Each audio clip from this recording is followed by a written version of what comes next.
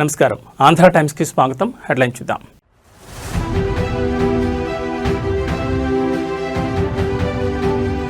అధికార మదంతో మిడిసిపడుతూ మాట్లాడడం సరికాదు. అసెంబ్లీలో కేసీఆర్పై రేవంత్ విమర్శలకు కేటీఆర్ కౌంటర్.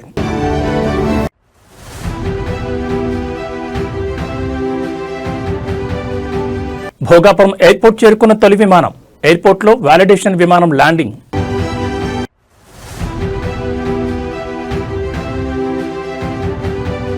కాళేశ్వరంపై కక్షగట్టారు. పాలమూరుపై పగబట్టారు. తెలంగాణ భవన్లో బీఆర్ఎస్ కృష్ణా జలాలపై పవర్ పాయింట్ ప్రజెంటేషన్.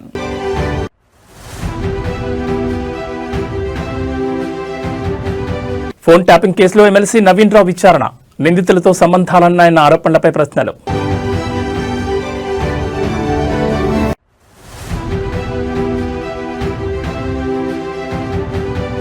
తిరుపతిలో హల్చల్ చేసిన మందుబాబుకు రిమాండ్. సిబ్బందిపై టీటీడీ చర్యలు.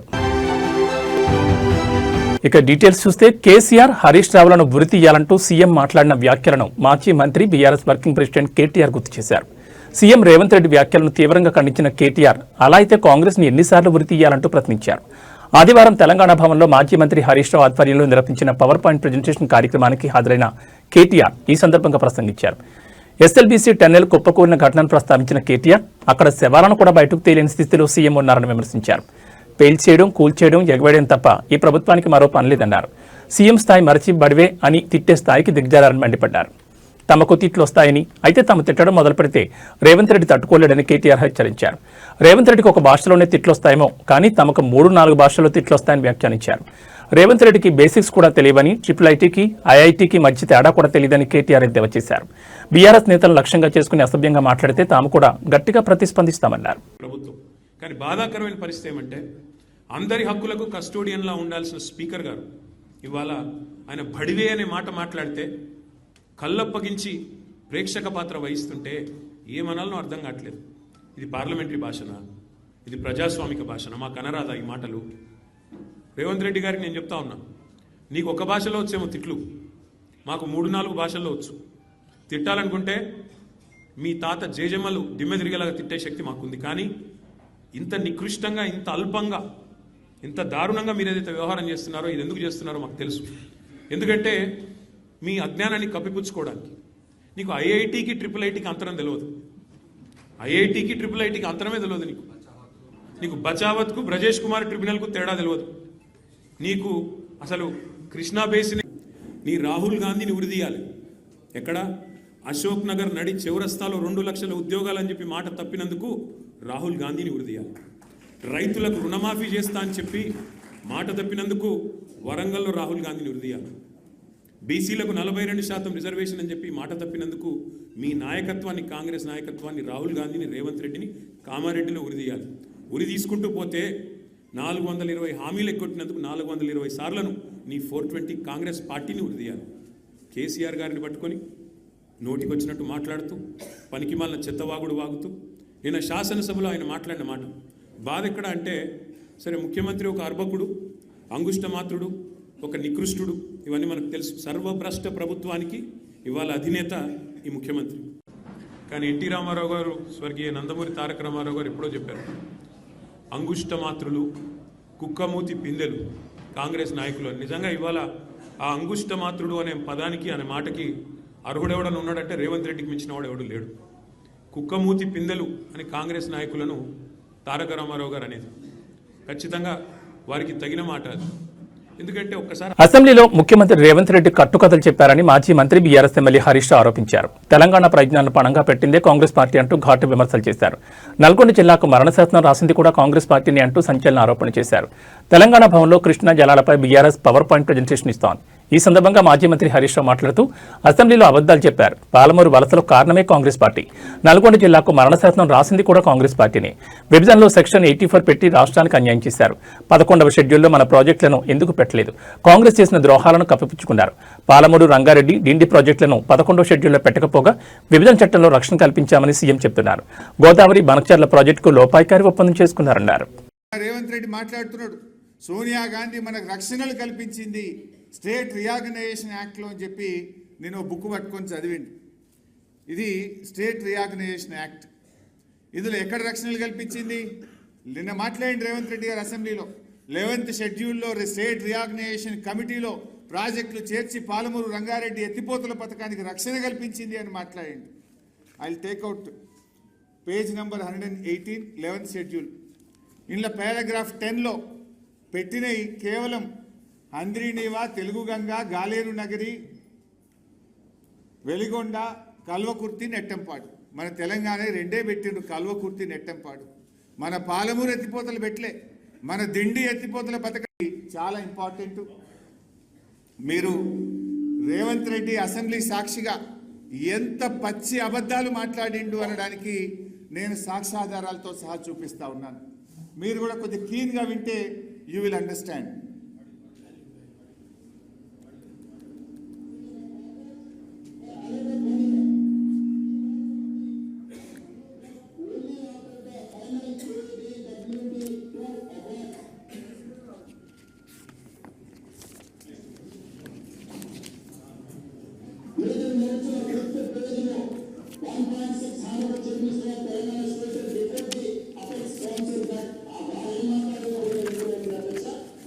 రాష్ట్రం ఏర్పడక ముందు అంటే 1956కి ముందు, ఆంధ్రప్రదేశ్ రాష్ట్రం ఏర్పడక ముందు అప్పటికే కట్టిన నిజాం సాగర్ లాంటి, దిండి లాంటి అనేక మైనర్ ఇరిగేషన్ మరియు మీడియం ఇరిగేషన్ ప్రాజెక్టులు కింద తెలంగాణకున్న ఆయకట్టు 3000 ఎకరాలు. అంటే ఆంధ్రప్రదేశ్ రాష్ట్రం ఏర్పడక ముందే మన ప్రాంతంలో మైనర్ మీడియం ఇరిగేషన్ కింద కాకతీయ రెడ్డి రాజులు కానీ, నిజాం నవాబు కానీ వేరియస్ ప్రోగ్రామ్స్లో మనకు వచ్చిన ఆయకట్టు 16,03,000 ఎకరాలు.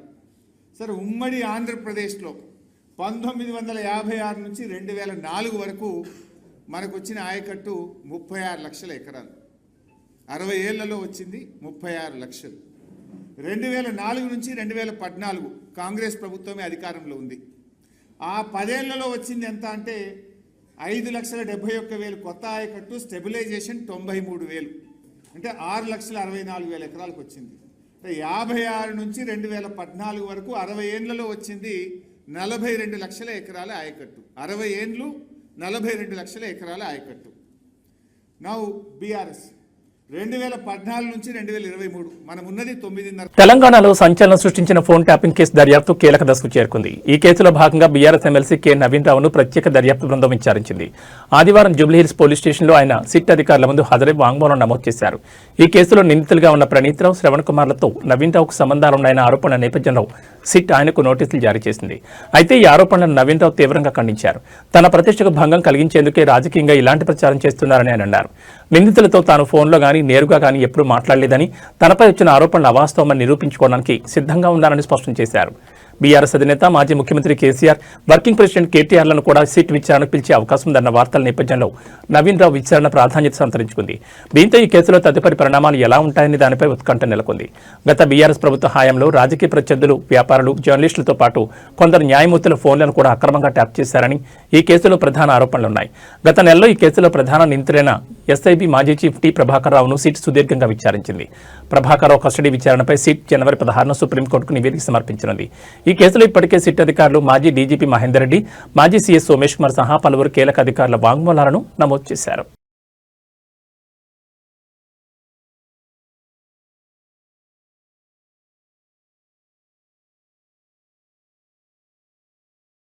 ఉత్తరాంధ్ర అభివృద్ధిలో మైలురాయిగా నిలిచే అల్లూరి సీతారామరాజు భోగాపురం అంతర్జాతీయ విమానాశ్రయంలో చారిత్రాత్మక ఘట్టం ఆవిష్కృతమైంది. నూతనంగా నిర్మితమైన భోగాపురం విమానాశ్రయంలో తొలి విమానం విజయవంతంగా ల్యాండ్ అయింది. ఢిల్లీ నుంచి బయలుదేరిన ఎయిర్ ఇండియా వ్యాలిడేషన్ విమానం ఇవాళ ఉదయం రన్వేపై సురక్షితంగా దిగింది. విమానాశ్రయ సాంకేతిక సామర్థ్యం, రన్వే నాణ్యత, ఎయిర్ ట్రాఫిక్ కంట్రోల్ పనితీరును పరీక్షించడానికి ఈ వ్యాలిడేషన్ ఫ్లైట్ను నిర్వహించారు. ఈ చారిత్రక క్షణంలో కేంద్ర పౌర విమానయాన శాఖ మంత్రి Rammohan Naidu, Vizianagaram MP Kalisetti Appalanaidu, ATC chairman ఈ విమానంలో ప్రయాణించి భోగాపురం చేరుకున్నారు. ఈ విమానాశ్రయాన్ని అత్యంత ఆధునిక సాంకేతిక పరిజ్ఞానంతో నిర్మిస్తున్నారు. గతంలో విశాఖను వణికించిన హుదూద్ తుఫాన్ సమయంలో గాలుడు గంటకు 250 కిలోమీటర్ల వేగంతో వీచాయి.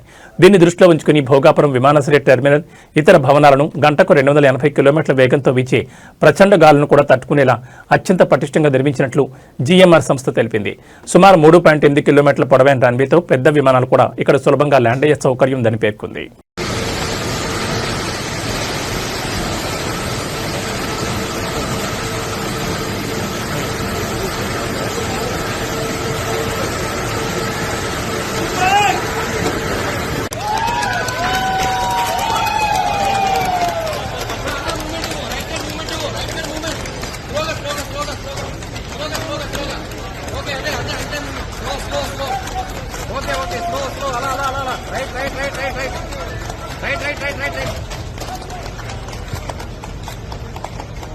ఓకే అక్కడికి వెళ్ళి బ్యాక్ వస్తుంది. ఓకే బ్రో చాలు. ఓకే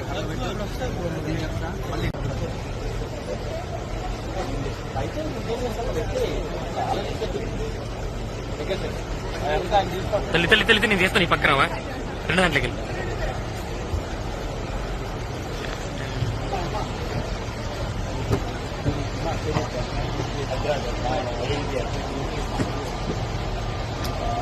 వచ్చేసుకో.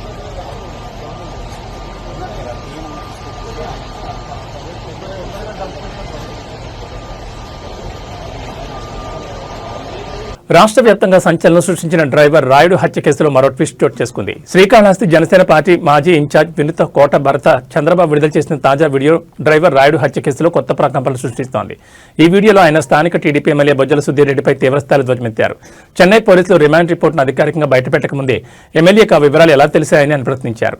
తమను అరెస్ట్ చేసే ముందు శ్రీకాళహస్తి సీఐ గోపి తమిళనాడు పోలీసులను ఎందుకు కలిశారో సమాధానం చెప్పాలని డిమాండ్ చేశారు.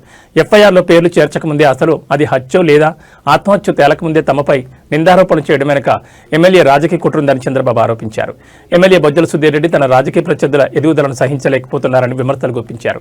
చెన్నై కేంద్రంగా ఉన్న తన వ్యాపార పలుకుబడిని ఉపయోగించి తమపై కక్ష సాధింపు చర్యలకు పాల్పడుతున్నారని చంద్రబాబు మండిపడ్డారు.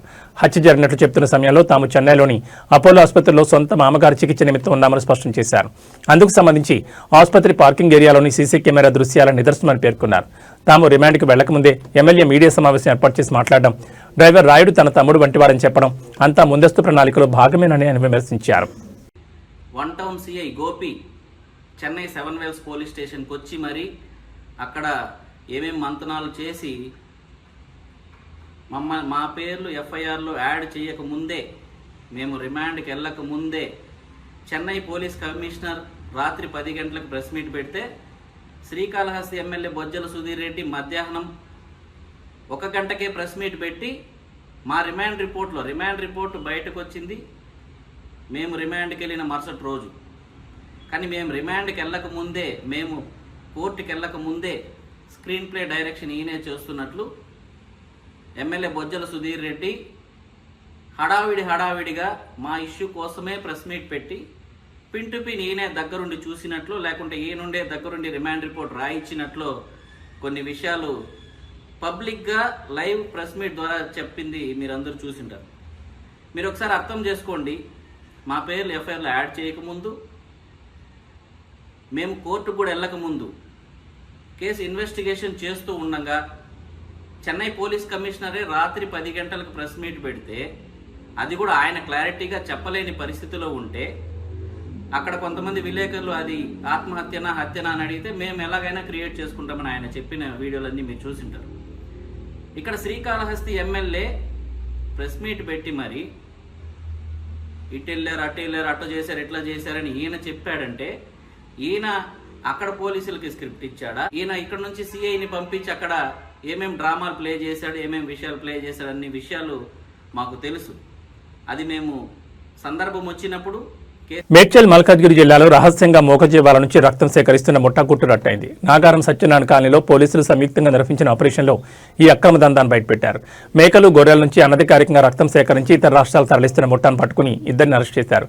అరెస్ట్ అయిన వారిలో ఓ మటన్ షాప్ యజమాని, నకిలీ వెటర్నరీ డాక్టర్ ఉన్నట్లు పోలీసులు తెలిపారు. పోలీసులు తనిఖీల్లో మొత్తం 180 రక్తం ప్యాకెట్లను స్వాధీనం చేసుకున్నారు. సేకరించిన ఈ రక్తం ప్లేట్లెట్లను కొన్ని వ్యాధుల చికిత్సకు ఉపయోగిస్తామని చెప్తూ అక్రమంగా విక్రయిస్తున్నట్లు ప్రాథమిక దర్యాప్తులో వెల్లడైంది. అయితే సరైన వైద్య పర్యవేక్షణ లేకుండా అడ్డగోలుగా మేకలు గొర్రెల నుంచి రక్తం తీసుకోవడం వల్ల అవి 1 లేదా 2 రోజుల్లోనే మృతి చెందుతున్నాయని పోలీసులు తెలిపారు. మూగజీవాలపై ఎలాంటి క్రూరమైన చర్యలు పూర్తిగా చట్టవిరుద్ధమని, జంతు సంక్షేమ చట్టాల ప్రకారం కఠిన చర్యలు తీసుకుంటామని పోలీసులు స్పష్టం చేశారు. ఈ దందాకు సంబంధించి మరెవరైనా ఉన్నారా అన్న కోణంలో దర్యాప్తు కొనసాగుతోందని, అక్రమ రక్త సేకరణపై ప్రత్యేక నిఘా పెట్టినట్లు అధికారులు వెల్లడించారు.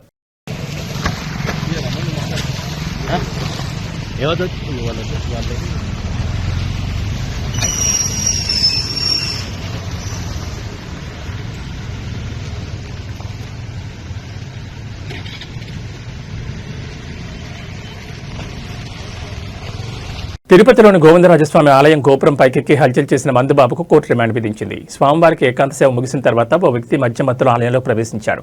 విజిలెన్స్ సిబ్బంది అతన్ని గుర్తించేలోగానే మహద్వారం లోపల ఉన్న ఆలయ గోపురం ఎక్కి కలశాలను లాగేందుకు యత్నించారు. వెంటనే పోలీసులు, ఫైర్ సిబ్బంది గోపురం ఎక్కి అతన్ని కిందకు దించారు. తనకు మందిస్తేనే కిందకు వస్తానని, లేదంటే రానని చెప్పడంతో వారు అవాక్కయ్యారు. ఈ ఘటనతో ఆలయంలో భద్రతా వైఫల్యం బయటపడింది. నిందితుని పోలీసులు అదుపులో తీసుకుని కోర్టులో హాజరుపరచగా కోర్టు రిమాండ్ విధించింది. గోవిందరాజస్వామి ఆలయంలో కలకలం సృష్టించిన వ్యక్తిని నిజామాబాద్ జిల్లాకు చెందిన తిరుపతిగా గుర్తించారు. కుటుంబంతో గొడవపడి వచ్చినట్టుగా పోలీసులు తెలిపారు. మరోవైపు ఆలయ భద్రత నిర్లక్ష్యంపై టీటీడీ చర్యలు చేపట్టింది. ఆ సమయంలో విధుల్లో ఉన్న ఆలయ సిబ్బందిపై చర్యలు తీసుకోవాలని నిర్ణయించింది. ఫుల్ ఇస్తే కానీ దిగనన్నావంట. ఫుల్ గా సార్ 90 మంది అడిగినా ఫుల్ గా 90 మంది అడిగినావా? దేవుడి పైకి ఎక్కడం కరెక్ట్ కాదు కదా, తప్పే అని చెప్పి సార్. తప్పా కదా? తప్పు ఒప్పుకున్నట్టే కదా? సార్ తప్పు ఒప్పుకున్నట్టే ఆ టెక్నిక్ కరెక్ట్ కాదు కదా? కాదు రే, తప్పు ఒప్పుకున్నాడు కదా? ఎక్కువ స్టార్ట్ చేయి.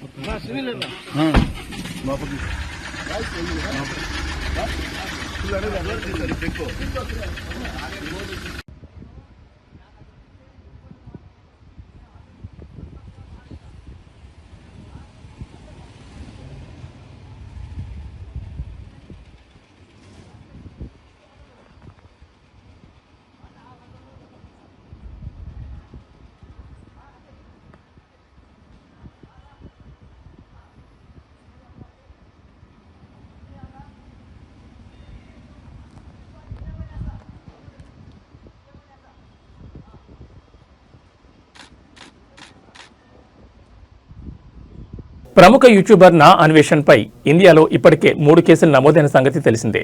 కాగా తాజాగా ఆస్ట్రేలియాలోనూ అతనిపై ఫిర్యాదు చేశారు. భారతీయ సంప్రదాయాలను, హిందూ దేవతలను కించపరిచేలా అన్వేష్ వ్యాఖ్యానించడంపై ఆస్ట్రేలియాలోని ఎన్ఆర్ఐలు తీవ్ర అభ్యంతరం వ్యక్తం చేశారు. ఇకపై ఆస్ట్రేలియా రాకుండా అతని వీసా రద్దు చేయాలని ఇమిగ్రేషన్ అధికారులను కోరారు. ఇదిలా ఉంటే నా అన్వేషణ యూట్యూబర్కు ఎంతో మంది అభిమానులు ఉన్న సంగతి తెలిసిందే. తెలుగులో అన్వేష్ వీడియోలకు మిలియన్స్ కొద్ది వ్యూస్ వస్తుంటాయి. ప్రస్తుతం తెలుగు టాప్ యూట్యూబర్గా అన్వేష్ ఉన్నాడు. అయితే ఇటీవల హిందూ దేవుళ్లపై వివాదాస్పద వ్యాఖ్యలు చేయడంతో అన్వేష్ ఫాలోవర్ల సంఖ్య భారీగా తగ్గిపోయింది. నెట్జన్లు అతనిపై తీవ్ర ఆగ్రహం వ్యక్తం చేస్తున్నారు. అయితే అన్వేష్ మాత్రం తాను ఏ తప్పు చేయలేదని, దేవుళ్లపై చేసిన వ్యాఖ్యలకు క్షమాపణలు చెప్పానని అంటున్నారు. కానీ స్త్రీల దుస్తులపై శివాజీ గరికపాటు చేసిన వ్యాఖ్యలను ఇప్పటికీ ఖండిస్తూనే ఉన్నారని చెప్తున్నారు. అంతేకాకుండా ఇప్పటి నుంచి బూతులు మాట్లాడనని, ట్రావెల్ వీడియోలు ఆపేసి ఈ ఏడాది మొత్తం సామాజిక మార్పు కోసమే వీడియోలు చేస్తానని చెప్తున్నాడు.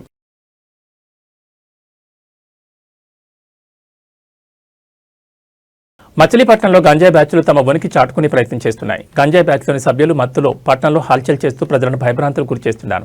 మత్తులో జోగుతూ గుంపులుగా రోడ్లపైకి వస్తూ ఆందోళన వాతావరణం కలిగిస్తున్నారు. శనివారం సాయంత్రం మచిలీపట్నంలో గంజాయి బ్యాచ్లు హల్చల్ చేసిన ఘటన సీసీటీవీ ఫుటేజ్లో రికార్డ్ అయింది. దీంతో వారి ఆగడాలు మరోసారి వెలుగులోకి వచ్చాయి. మచిలీపట్నంలోని సిటీ కేబుల్ కార్యాలయం వద్ద శనివారం సాయంత్రం కొంత హడావుడి నెలకొంది. గంజాయి మత్తులో కొందరు యువకులు రోడ్డుపై గొడవపడుతూ పరిసరాల్లో ఉన్న వారికి కంగారు పెట్టారు. అంతేకాకుండా అరుపులు, కేకలతో బెంబేలెత్తించారు. వారిలో వారు గొడవపడమే కాకుండా రోడ్డున పోయే సామాన్యులపై సైతం తమ ప్రతాపం చూపించారు. ఈ క్రమంలో సిటీ కేబుల్లో పనిచేసే చలపతి అనే వ్యక్తిపై కూడా దాడి చేశారు. వారిని వారించి అడ్డుకోపోయిన సిటీ కేబుల్లో పనిచేసే ఇతర ఉద్యోగులపై దౌర్జన్యం చేశారు. అంతటితో కాకుండా సిటీ కేబుల్ కార్యాలయంలోకి చొరబడ్డారు. అక్కడ విధ్వంసం సృష్టించేందుకు యత్నించారు. వారి దాడిలో పలువురు సిటీ కేబుల్ ఉద్యోగులు గాయపడ్డారు. స్థానికుల సమాచారంతో పోలీసులు వెంటనే ఘటనా స్థలాన్ని చేరుకుని గంజాయి బ్యాచ్ను అదుపులో తీసుకున్నారు. వారి దాడిలో గాయపడిన బాధితులను హాస్పిటల్కి తరలించారు. ప్రస్తుతం వారు చికిత్స పొందుతున్నారని పోలీసులు పేర్కొన్నారు. బాధితుల ఫిర్యాదు మేరకు కేసు నమోదు చేసుకుని దర్యాప్తు చేస్తున్నారు.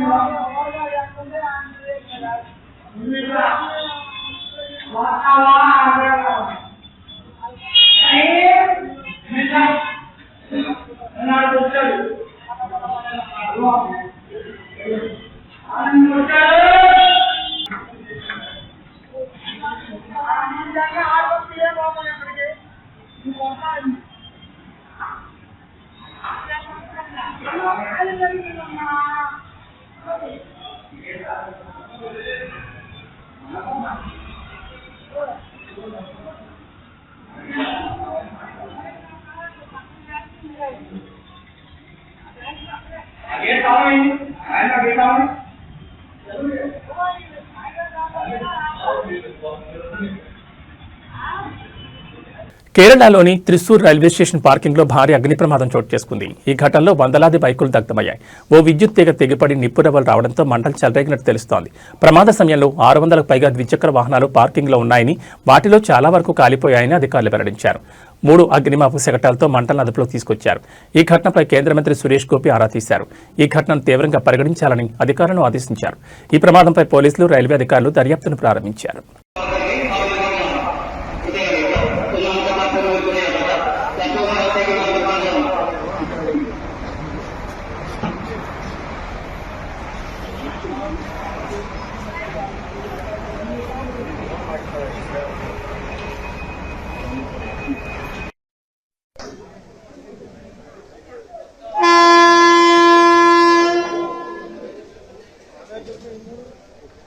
ఇవి ఈ బులెటిన్ విశేషాలు. మరో బులెటిన్లో మళ్ళీ కలుసుకుందాం. నమస్కారం.